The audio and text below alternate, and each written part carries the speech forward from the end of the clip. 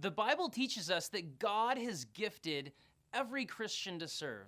Every Christian has a role to play at their church. And that leads us to principle number 1, which is every task matters. In a church, no role, no task is small or mundane because all of our tasks help us fulfill our mission as a church. All of the tasks, all of the teams, all of the roles help us fulfill the mission of helping people pursue God. And so we need to understand that every task really matters. And there's a few other things to understand to help us really get the point of this principle. One body with many parts. You know, most organizations are structured where the people on the top have the most power, the most influence, and they're the most important. So in a business, in an organization, the CEO is considered really important. The top executives are really important. Maybe the top salespeople are important, or the head researchers, the head creators. But the people who are a little lower in the organization, the people in middle management, and certainly the people lower than that, are often considered replaceable. Not that important. Their role, not that big a deal. Well, that's not how the church works. You see, the Bible has an interesting metaphor to describe the church. And often, the Bible doesn't say the church is like a business with a CEO. The Bible says that the church is like a body with many parts. Take a look. Yes, there are many parts, but only one body. The eye can never say to the hand, I don't need you. The head can't say to the feet, I don't need you. In fact, some parts of the body that seem weakest and least important are actually the most necessary. The reason that the church doesn't work like a typical business is because everyone on the church is interdependent on each other. We all need each other. In order for the worship team to succeed, they need the ushers to do their job and the greeters to do their job and the clean team to do their job. Otherwise, the worship team's not going to succeed. We all need one another. It's like the Bible says, it's like a body. The brain needs the hands and the arms and the feet and the legs in order to do what it wants to do. The brain on its own can't just accomplish everything. And you know, at church, we're all connected, whether you're the teacher, the preacher, the worship team member, a greeter, an usher on a clean team, kids church, youth, worship, media, whatever you do.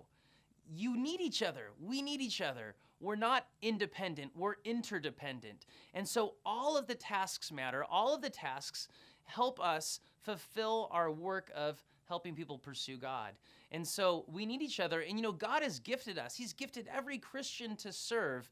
And that means that all of us have a role to play. And all of those roles are significant as we think about serving in the church. And that leads us to our next point. We're gifted to serve. If we're really going to understand what it means to be involved in ministry and to serve in the church, we need to understand that that's what working in the church is. It's service. No matter what your job is, God says that your job is an act of service to Him and to each other. God has given each of you a gift from His great variety of spiritual gifts. Use them well to serve one another. You see, your area of ministry, the operational team that you serve on, that is your place to serve God, to serve the members of your church, and to serve people outside of the church. You see, there are no superheroes in the church. There's no celebrities in the church, except maybe for Jesus. But other than that, all of us, we're just serving. We're focused not on ourselves, but we're focused on helping other people, blessing other people, serving other people. So you are gifted. That's true. God has gifted you.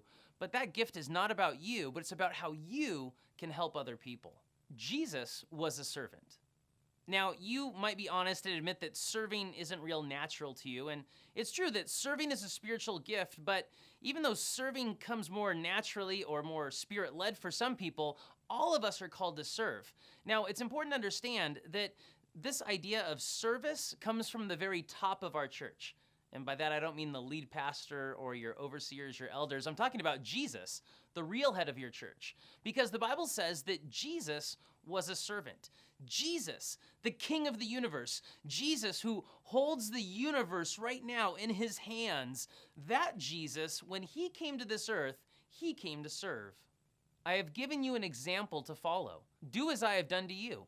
I tell you the truth, slaves are not greater than their masters, nor is the messenger more important than the one who sends the message. Now that you know these things, God will bless you for doing them. In your role at church, serve like Jesus serves. Take the focus off yourself and put it on God and other people. And then you'll remember, no task is too small. No task is too mundane. Every task matters because all of us have a role to play, and God has given us that role, and that's how we serve each other, and that's how we serve God. Every task matters because with all of us doing our roles, with all of us being on a team, with all of us serving, we get to accomplish our mission as a church.